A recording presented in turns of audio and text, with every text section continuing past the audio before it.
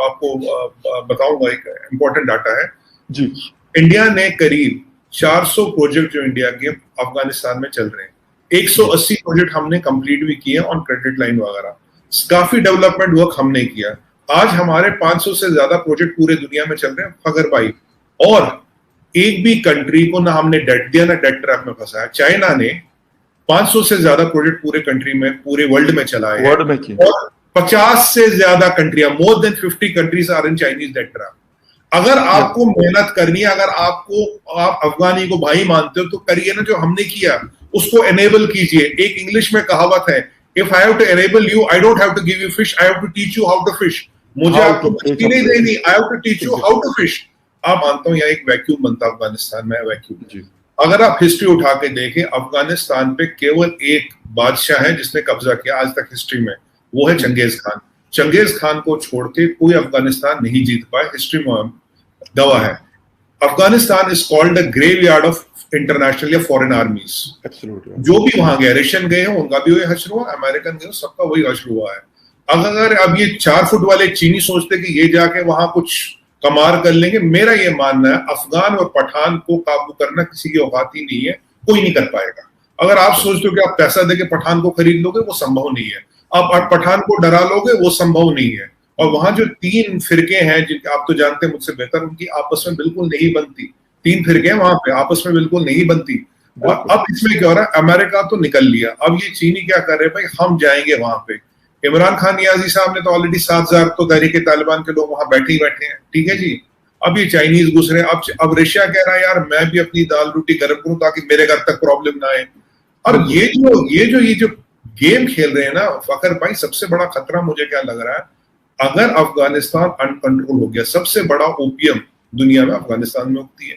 Opium $100 billion का opium trade Afghanistan से होता है, ठीक है। दुनिया में हर जगह इस पे शिकंजा कसा जा रहा है। तो कहीं ऐसा तो नहीं है चीनियों की मंशा कि भाई हम वहां जाए, ये जितने भी ये वॉरलॉर्ड्स हैं इनको खुला हाथ दे दे, इनकी ओपियम ठिकाने लगाते रहे, पैसा आता रहे, लोग मरते रहे। मुझे बताइए अफगानिस्तान अगर आउट ऑफ कंट्रोल हो गया पूरे एशिया में, क्या पूरी दुनिया में ये आग लगा सकता है।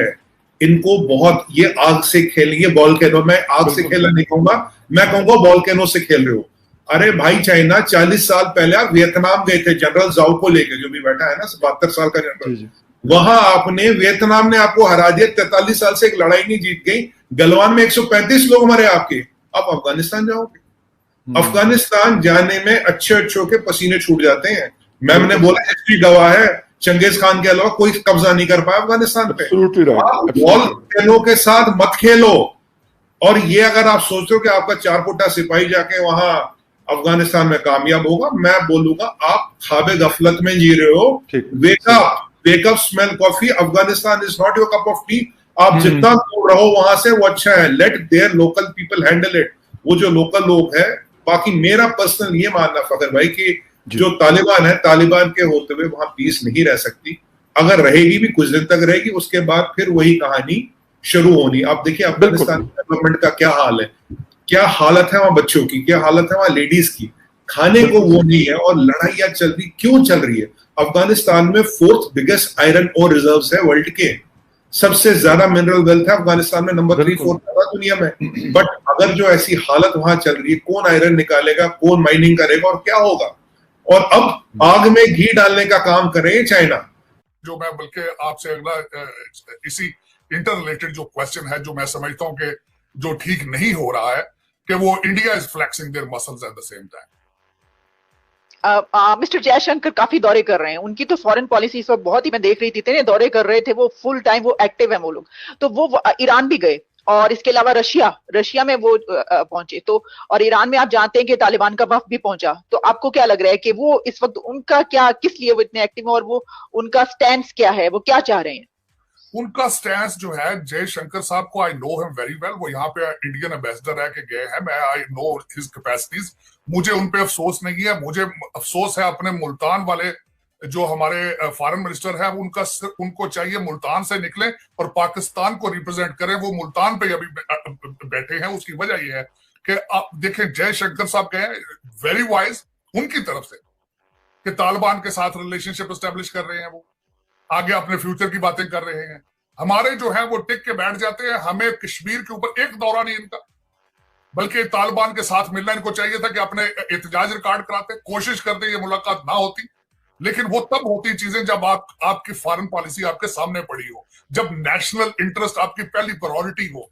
उसमें दरअसल इस तरह के कई ब्लंडर आज माजी में भी हुए और आगे फ्यूचर में भी करते रहेंगे, क्योंकि नेशनलिज्म का फुकदान है, इनके अपने इंटरेस्ट बेस्ड डिसीजंस हैं। वो ज्यादती, जिस तरह मैंने आपको कहा है कि हमारे फॉरेन मिनिस्टर साहब is worried about Multan and chief ministership और -1 formula versus Taliban relationship. Exactly अगर आप बिल्कुल ये, बल्कि काफी मैं देख रही थी कि जिस तरीके से इंडिया के फॉरेन मिनिस्टर के विजिट्स हो रहे हैं, जैसे जैसे तालिबान जहां जहां पर पहुंच रहे हैं, इंडिया भी वहां पर पहुंच रहा है। और जाहिर है कि कोई भी कंट्री जिसको ये कंसर्न है, और खासतौर पर इंडिया पाकिस्तान जो कि बराह रास्त उससे मुतासरा ममालिक है, तो वो तो ये करेगा। लेकिन पता नहीं क्यों कि हमारी इस वक्त फॉरेन मिनिस्ट्री इतनी एक्टिव क्यों नहीं है। सर एक और बात इस वक्त जो हुई, एक बड़ी अहम बात, कि मिस्टर ब्लिंकन ने कॉल किया FM कुरैशी साहब को, और आप जानते हैं कि काफी अरसे से बात हो रही थी कि पाकिस्तान जो है वो अमेरिका से तो बहुत अब दूर चला गया, और मिस्टर बाइडेन से जो है वो काफी कोशिश की गई, यहाँ से खबरें आई कि वो कॉल करें, इमरान खान को बुलाएं, ऐसा कुछ नहीं हो रहा था। अब ये कॉल हुई, तो क्या आपको लगता है कि बर्फ पिघली है, या कितनी अहमियत की हामिल है ये कॉल? मेरे ख्याल में देखिए, ये अमेरिका के, अगर टोनी बिल्कन के पॉइंट ऑफ व्यू से मैं समझता हूँ वाज अ वंडरफुल जेस्चर कि वो एक विंडो अपनी ओपन रखना चाहते हैं। हालांकि हमारी तरफ से काफी कोशिश की जा रही है ब्रिजेस को जलाने की। जिस तरीके से पूरी कैंपेन हमारे प्राइम मिनिस्टर साहब ने पिछले पूरे 3 हफ्तों में की, उन्होंने हर जगह ऐलान जंग किया, बल्कि जाके उन्होंने कई जगहों पे आप उनकी असेंबली की आप स्पीच सुने, उनकी दूसरी चीजें सुने, तो जिस तरीके से उन्होंने हर जगह पे बैठ के अमेरिका को बैशिंग की उन्होंने। लेकिन मैं समझता हूँ it was a very wise from Tony Blinken side कि they wanted to keep the window open कि in case they need them for the withdrawal or any other thing in the region, so they wanted to keep the dialogue going on. लेकिन मेरे ख्याल में इससे आगे इसकी कोई हकीकत नहीं है। they have completely joined the Indian camp. वो ये समझते हैं, उनको बावर करा दिया गया है through the Indian diaspora, through the Indians living in America and from the area, that we are a better partner who will deliver you everything, who will deliver you not only Afghanistan, who will deliver you China. So इसलिए उनका जो है one sided है पाकिस्तान के साथ। मैं समझता हूँ it's wise from the Tony Blinken point of view to make a call to our foreign minister. मेरे ख्याल में इस काल से ज्यादा आगे नहीं जाएगी बात, क्योंकि हमारी तरफ से काफी सर्दमोरी है एक तो, और दूसरा जो मैं हमेशा ये कहता हूँ, ये गलत बात होती है कि हम प्रॉक्सी चीजों में, हम foreign countries, foreign super powers की जो उनके अपने हेटेड चीजें होती है उसमें इन्वॉल्व हो जाते हैं। वो कहते हैं, जिस तरह कहते हैं बेगानी शादी में अब्दुल्ला दीवाना, अब चाइना की मार्केटिंग और सेल्समैनशिप में हम ज्यादा बिजी हो रहे हैं। हम वो जिस तरह हमारे पहले परवेज मुशर्रफ साहब थे, वो मांगते कम थे अमेरिका, वो दे ज्यादा देते थे। इसी तरह अब चाइना इतना शायद वो ना मांगता हो, लेकिन हम उनके गीत, हम कम्युनिस्ट, आज चाइना का अपना रियासत मदीना का मॉडल छोड़ के अब कम्युनिज्म को हम सपोर्ट करते हैं, उसके बारे में उसके प्रचार करते हैं, उसके बारे में सारा कुछ करते हैं। लेकिन इतना नहीं करना चाहिए मेरे ख्याल में, बैलेंस रखने की कोशिश करनी। और दर हकीकत जिसको मैं सही डिप्लोमेसी समझता हूं कि आप करें जो आपकी मर्जी है, लेकिन ऐलान जंग न करें, आप उस वोकल ना हो इतना आप। लेकिन इस वक्त तो हम बहुत वोकल हो चुके हैं जी।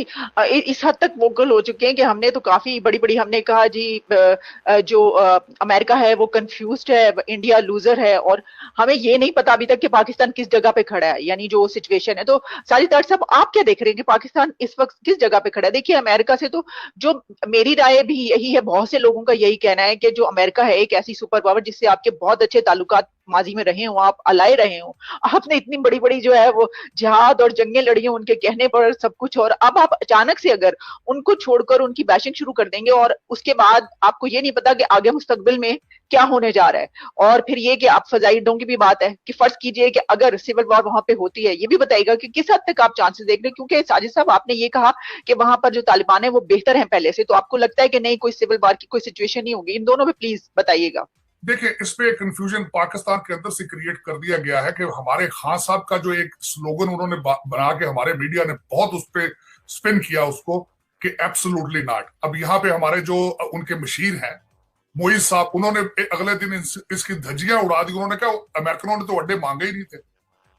तो एक कंफ्यूजन क्रिएट कर दिया उन्होंने। ये अड्डों के हालात ये हैं, इस पे भी मेरा ख्याल में चाहिए कि अपनी क्लैरिफिकेशन दें कि अगले वहां अड्डे मांग ही नहीं दे तो आप वैसे ही एब्सोल्युटली नॉट कह रहे। और दूसरा, मैं समझता हूं कि इस वक्त हालात वो उतने खराब नहीं होंगे मेरे ख्याल में। इसके बारे में स्पेकुलेशन और स्पिन ज्यादा दी जा रही है, क्योंकि मेरे ख्याल में जो मैं सुहेल शहीन साहब जो है तालिबान के रिप्रेजेंटेटिव, उनकी हर चीज को मैंने बड़ी दफा ऊपर नीचे करके देखा। उसकी मैं एक मिसाल दूंगा कि 18,000 लोग जो वहां पे अमेरिकन गवर्नमेंट के लिए काम करते रहे हैं, सुहेल तालिबान ने उनके साथ भी नरमी का इशारा दिया। उन्होंने कहा कि हम आपको नहीं छोड़ेंगे, बल्कि उन्होंने यहां तक कहा कि काबुल में डिप्लोमेट्स भी रह सकते हैं, हम उनको भी नहीं छेड़ेंगे। और उस पर सबसे एक बड़ी बात यह है कि दोहा के अंदर तालिबान ने अपनी डील में, उनकी डील का हिस्सा है कि हम अफगानिस्तान की सॉइल को फॉरेन दहशतगर्दी के लिए इस्तेमाल नहीं होने देंगे। तो मेरे ख्याल में इतनी चीजें बुरी हैं नहीं जितनी दिखाई जा रही हैं। देखें अब आगे आने वाला दिन बताता है क्या है।